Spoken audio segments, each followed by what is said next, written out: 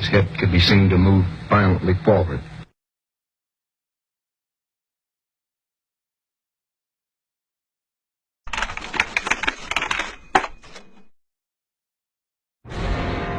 President John F. Kennedy.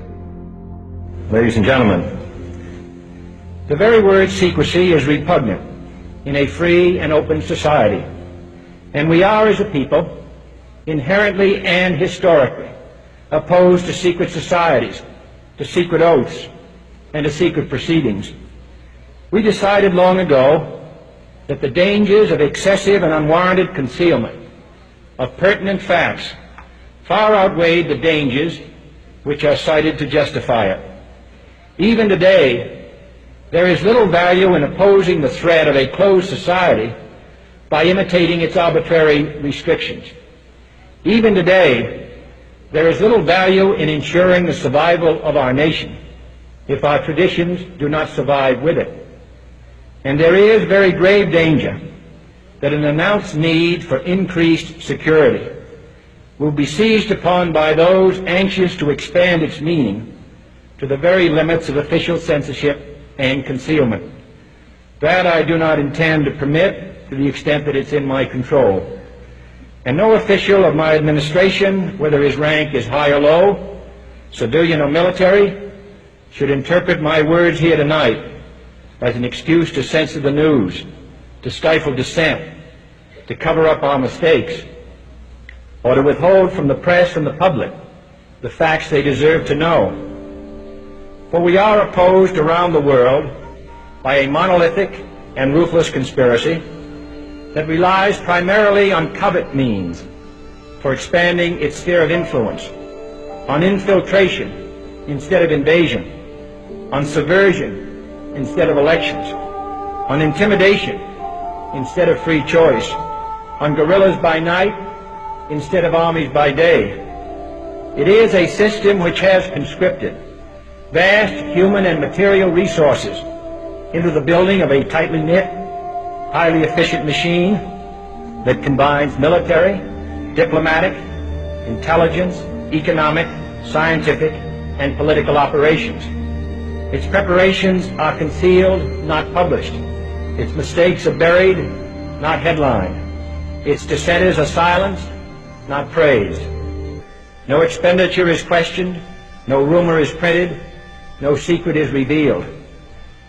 No president should fear public scrutiny of his program, for from that scrutiny comes understanding, and from that understanding comes support or opposition, and both are necessary. I am not asking your newspapers to support an administration, but I am asking your help in the tremendous task of informing and alerting the American people. For I have complete confidence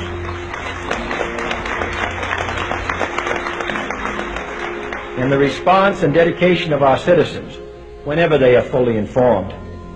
I not only could not stifle controversy among your readers, I welcome it. This administration intends to be candid about its errors, for as a wise man once said, an error doesn't become a mistake until you refuse to correct it.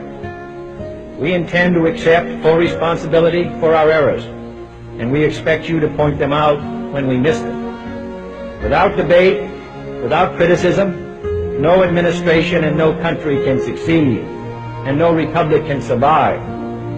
That is why the Athenian lawmaker Solon decreed it a crime for any citizen to shrink from controversy. And that is why our press was protected by the First Amendment, the only business in America specifically protected by the Constitution, not primarily to amuse and entertain, not to emphasize the trivial and the sentimental, not to simply give the public what it wants, but to inform, to arouse, to reflect, to state our dangers and our opportunities, to indicate our crises and our choices, to lead, mold, educate, and sometimes even anger public opinion. This means greater coverage and analysis of international news, for it is no longer far away and foreign, but close at hand and local.